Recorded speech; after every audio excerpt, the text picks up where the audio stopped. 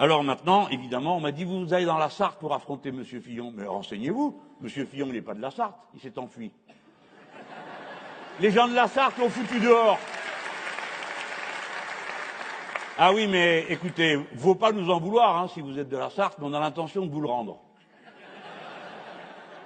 Il a son château qui est par là. Ben, il a le droit.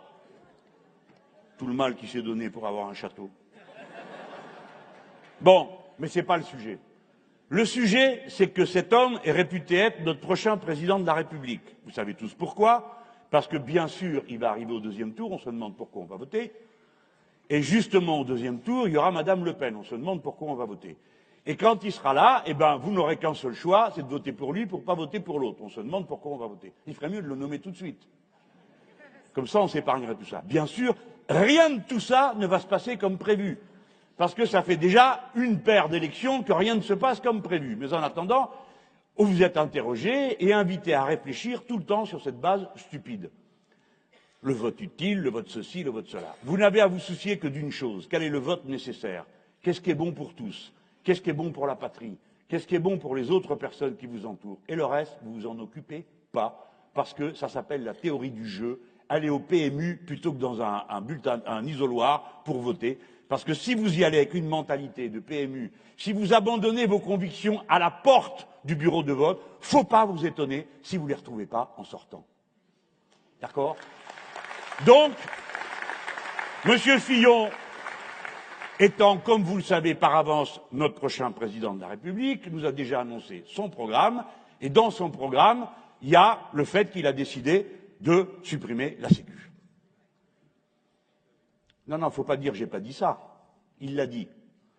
Alors, avec le langage, j'espère que je vais tomber pile poil sur ma page. Oui, j'ai peut-être été un peu vite, mais c'est pas grave. Projet santé, avant décembre.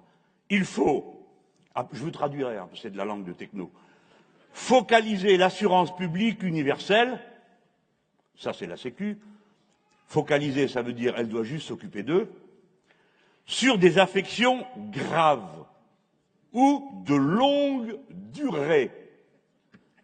Lui, docteur Fillon, et les gens qui l'entourent vont vous dire ce qu'est une affection grave, que les toubis eux-mêmes ne sont pas capables de vous dire, parce que ça dépend l'âge que vous avez, ça dépend la maladie que vous avez. Hein. On meurt plus facilement d'une grippe à 60 ans qu'à 25 ans. Hein. Mais ça, ils ne le savent pas, eux.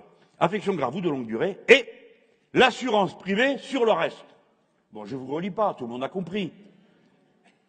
Les grandes douleurs pour la sécurité sociale, les petits bobos pour l'assurance privée. Vous allez vous assurer. Naturellement, tous on a fait, on s'est dit, mais ils sont fous. De quoi ils parlent? Qu'est-ce que c'est qu'une petite maladie? Qu'est-ce que c'est qu'une grande? C'est pas comme ça qu'il faut prendre le problème. On doit tout rembourser. Parce qu'une petite maladie peut devenir une grande.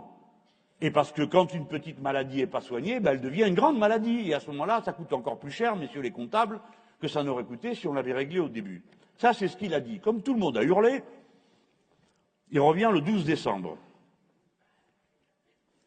Et il vous dit le contraire. Mais bien emballé, que vous ne savez pas ce que ça veut dire.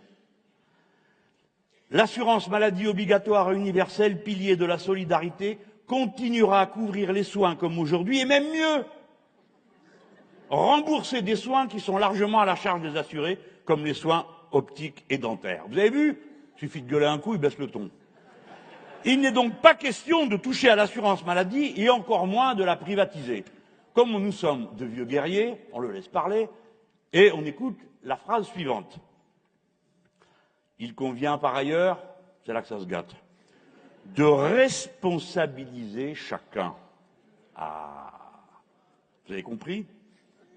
En simplifiant les nombreux dispositifs de franchise actuels. Déjà, la phrase, elle est un peu longue. La franchise, vous savez ce que c'est? C'est un truc tordu et mensonger qui vous fait croire que vous êtes remboursé, mais vous ne l'êtes pas. Ça s'appelle une franchise. C'est-à-dire, vous payez. Si vous allez à l'hôpital, 18 € par jour. Hein? Alors, il y a plein de franchises. Il dit, ah, quel fouillis, il y a plein de franchises, on ne comprend rien. Ben oui, c'est lui qui les a inventées. Donc, il sait qu'on ne comprend rien. Et c'était fait pour. Et d'ailleurs, vous ne vous souciez pas de comprendre les franchises. Votre souci, c'est de savoir si vous êtes à l'hôpital, si vous pouvez payer vos soins, c'est tout. Hein? Après, de savoir qu'il y a une franchise différente pour autre chose, ce n'est pas votre sujet.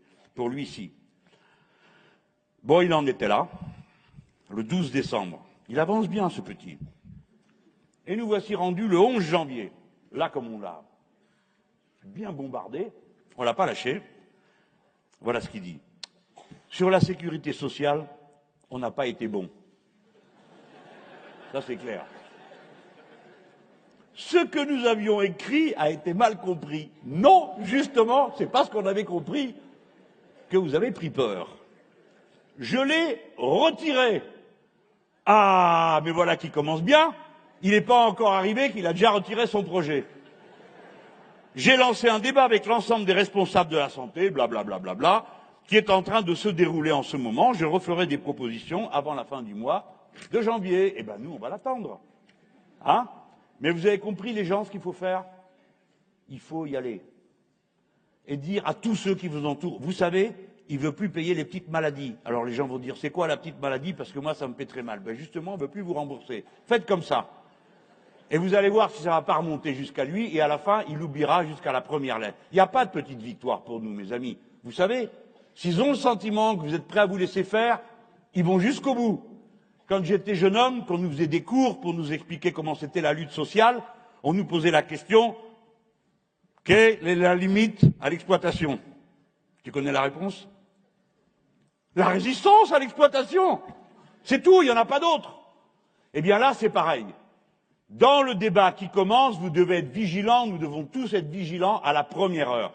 Ces gens-là sont décidés à passer à l'offensive parce que la masse d'argent qui recouvre toute la protection sociale est un trésor immense qu'ils veulent faire passer dans les mains privées, dans les assurances, dans tout ce qui est privé, parce que c'est une masse immense que nous avons précisément réussi à accumuler pour le soustraire aux mains privées. Et c'est parce que nous l'avons soustrait aux mains privées, au fil de nos luttes, que nous avons remporté ce résultat qui est nous tous ici, grâce à nos anciens.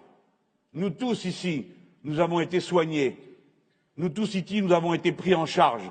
Nous tous ici, nous avons mis nos enfants au monde dans des conditions telles que la mortalité de nos compagnes pour les hommes a diminué extraordinairement et la mortalité de nos enfants a diminué d'une manière radicale. Gloire à la sécurité sociale, parce que c'est elle qui a permis tout ça. Dans votre ville, vous allez voir le film La Sociale, je crois que c'est le 12 que ça passe, hein, ou je me trompe de date, voilà. Jeudi 12. C'est un bon film. Il faut que vous alliez le voir. C'est Gilles Perret qui a fait ça. Et puis après, vous allez voir, ça va vous redonner le goût. Parce que c'est ça qu'il faut qu'on fasse dans cette campagne. Tout le monde a tellement peur. Les gens en ont tellement pris plein la tête qu'ils n'arrivent même plus à croire qu'un progrès est possible. Ils pensent que ce qu'on a, si déjà on peut le garder, c'est bien. Et ils ont bien raison, il faut le défendre. Mais bon sang, on n'a jamais agi comme ça dans le passé. On voyait toujours la masse extraordinaire de richesses et on disait, bah, il faut partager ça autrement. On est d'accord, c'était ça le progrès. C'est à cette idée-là qu'il faut qu'on revienne. Le progrès est possible. On peut améliorer notre vie quotidienne. On peut vivre mieux. Il n'y a rien qui nous condamne à ça. Parce que le pays détruit à créer la sécurité sociale. Et maintenant qu'il est plus riche qu'il n'a jamais été de son histoire, on ne pourrait pas faire vivre ça. Qu'est-ce que c'est que cette histoire? Il y a un mensonge en route. Depuis 1870, on a multiplié par 3 l'ampleur de la richesse produite par ce pays. Et on a divisé par 2 le temps de travail qu'il fallait pour la produire. Donc ce pays est plus riche que jamais. Et vous verrez dans ce film La Sociale, il y a un vieil homme, il a 93 ans, je crois. Le malheureux, c'est un bon camarade, il est mort après que le film soit sorti. Il avait dit, ben, le film, ça sera mon héritage. Je ne sais pas si vous avez vu ce film, mais ces gars, à l'époque, ils ont créé la Sécu en rassemblant dans une seule caisse tout ce qui était éparpillé de tous les côtés. C'était des gars de la CGT. Peut-être que vous n'aimez pas la CGT, certains d'entre vous, mais c'était la CGT. Et alors, ils étaient là, vous comprenez, ils étaient là la nuit, le jour, en train d'organiser leurs trucs pour que ça marche, pour qu'on puisse rembourser. Et ça paraissait tellement incroyable aux gens d'être libérés de ce qui auparavant avait écrasé leur existence, la peur de la maladie, la peur de l'âge qui vient. C'est tellement vrai que le ministre qui s'occupait de ça, qui est un communiste, Vous allez croire que je fais de la pub au Parti communiste toute la soirée, mais c'est la vérité. Il faut rendre à ceux qui l'ont fait ce qu'ils ont fait. C'était Ambroise Croizat. Le pauvre Croizat, il en est mort d'épuisement. Je vous raconte ça, pas pour vous parler d'un parti ou pour vous parler d'une institution, juste pour que, si vous voyez le film, vous voyez dans les yeux de ce vieil homme briller cette flamme extraordinaire qui est la nôtre, celle qu'on a dans le cœur. Ce monde peut nous appartenir. Et nous n'avons pas des revendications extraordinaires. Nous demandons des choses simples. Éduquer nos enfants. Que nos anciens puissent se retirer du poste de travail quand le moment est venu. Que nous soyons soignés quand il le faut. Et pour le reste, foutez-nous la paix. On saura organiser notre propre bonheur personnellement. On n'a pas besoin que vous veniez nous casser la tête avec vos obligations de ceci, vos obligations de cela, votre injonction à être comme ceci ou comme cela, porter tel habit pour ressembler à ci ou à ça, manger ceci ou cela, toute cette pourriture que vous faites entrer dans le cœur, dans le corps des gens, par la publicité, par la répétition sans cesse d'un seul modèle d'existence humaine.